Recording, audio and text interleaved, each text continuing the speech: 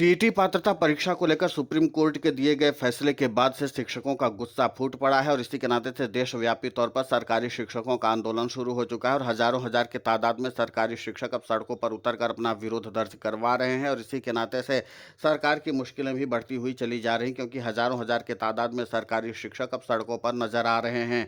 और इन सबके बीच में सरकारी शिक्षकों ने भी अब राहुल गांधी से मुलाकात करके अपने मुद्दे को उठाने की मांग की है। दरअसल टीटी प्रकरण को लेकर के अटेवा की टीम ने रायबरेली में नेता प्रतिपक्ष राहुल गांधी से मुलाकात करके अपना ज्ञापन सौंपा है प्रधानमंत्री नरेंद्र मोदी के नाम। और प्रधानमंत्री नरेंद्र मोदी से कहा है कि आरटीई एक्ट 2011 लागू होने से पूर्व शिक्षकों को टीटी से मुक्त रखने हेतु एक पत्र लिखा जाए राहुल गांधी के द्वारा। और साथ ही राहुल गांधी ने भी कहा कि हम और हमारी पार्टी देश भर के लाखों लाख पीड़ित शिक्षकों और उनके परिवारों के साथ मजबूती से खड़े हैं और जब भी जहां भी मेरे समर्थन की जरूरत होगी मैं वहां शिक्षकों के साथ खड़ा रहूंगा।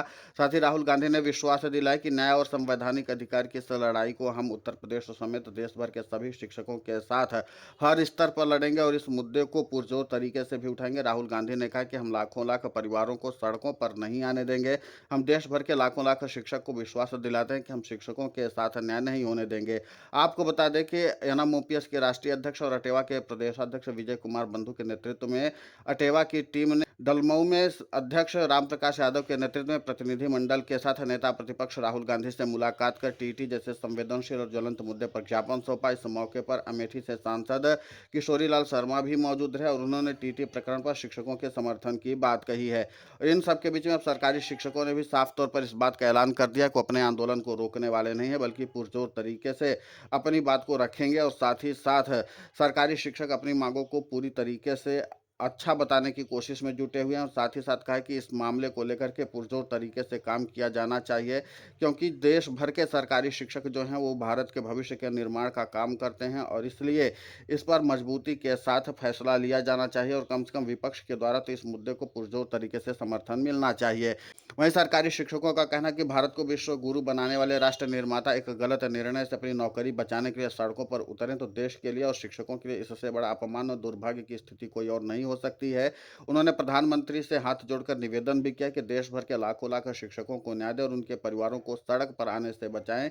बात टीईटी पास करने की नहीं, ये बात है 2011 में आरटी एक्ट लागू हुआ था तो उसके बाद सभी शिक्षक टेट परीक्षा पास करके ही नियुक्त हो रहे हैं जबकि उसके पूर्व जो शिक्षक भर्तियां हुई थी उस दौर की न्यूनतम अर्हता और सभी मानक को पूर्ण करते हुए शिक्षक और शिक्षिका चयनित हुए थे। उन्हें टीटी से मुक्त भी रखा जाए जो कि कानून में उल्लेखित भी था। 2017 में अचानक से नियम में चुपचाप संशोधन कर 2019 तक टीटी की डेडलाइन और हलफनामा सुप्रीम कोर्ट को दिया जाता है जिसकी खबर देश भर के शिक्षकों को नहीं हुई और 2025 तक देश के शिक्षकों को इस अमेंडमेंट के बारे में कोई सूचना या नोटिस विभाग द्वारा या सरकार द्वारा नहीं दिया गया।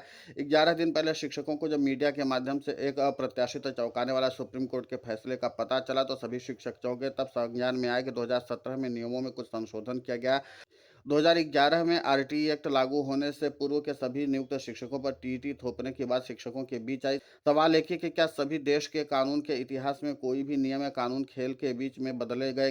क्या कानून लागू होने की डेट के पूर्व के शिक्षकों पर कोई भी बाद के नियम को थोपा जाना उचित है? आज तक कोई भी कानून होने की डेट के पूर्व के लोगों पर नहीं लागू होता है। 2011 के पूर्व नियुक्त शिक्षकों को टेट पास करना ही होता है। बीते 14 साल में कर लेते तो प्रारंभ में ही कर लिया जाता। इसको इसलिए नहीं क्योंकि टेट लागू हुआ है, उससे पूर्व के शिक्षकों के लिए अनिवार्य नहीं था। यह बात उस समय जारी अध्यादेश कानून में साफ तौर पर दर्ज था। फिर बाद में बीच मैच में खेल बदलने के जो नियम आए हैं वह संवैधानिक है। नौकरी किसी की दया कृपा पर नहीं पाता, वो सरकार और विभाग द्वारा जारी विज्ञप्ति के सभी न्यूनतम अर्हता और मानकों को क्रय करके सेवा में आता और 20 या 25 साल देश की सेवा और बच्चों को शिक्षित करने, एक योग्य नागरिक बनाने, इंजीनियर, डॉक्टर, आईएएस, पीसीएस, जज, वकील, पुलिस और सैकड़ों नौकरियों में काबिल बनाने वाला यही शिक्षक है। राष्ट्र निर्माता आज से एकदम अचानक 20 साल की नौकरी करने के बाद खुद को असुरक्षित महसूस करता, खुद को असहाय महसूस कर रहा है और लाखों लाख शिक्षकों का परिवार सड़क पर आने की कगार पर खड़ा हो जाता है। भारत सरकार और प्रदेश सरकार से विनती है कि इन सभी शिक्षकों को न्याय दीजिए, इन गुरुओं का सम्मान से जीने का अधिकार दीजिए क्योंकि देश को कलाम, विवेकानंद, अंबेडकर तमाम रत्न इन्हीं शिक्षकों ने दिया है। अब जाहिर सी बात है कि इस तरीके से सरकारी शिक्षकों ने अपना बिगुल फूका। अब देखना महत्वपूर्ण होगा कि इस पर क्या फैसला लिया जाता है, लेकिन सरकारी शिक्षकों ने बिगुल फूक दिया है और लड़ाई आर पार की शुरू हो चुकी है। फिलहाल इस पूरे घटनाक्रम को लेकर के आपकी प्रतिक्रिया बहुत महत्वपूर्ण होती है, आप हमें कमेंट करके जरूर बताएं। साथ ही हमारे चैनल को सब्सक्राइब करें, खबर को ज़्यादा से ज़्यादा शेयर करें ताकि ये मुद्दा और भी ज़्यादा मजबूती से उठे।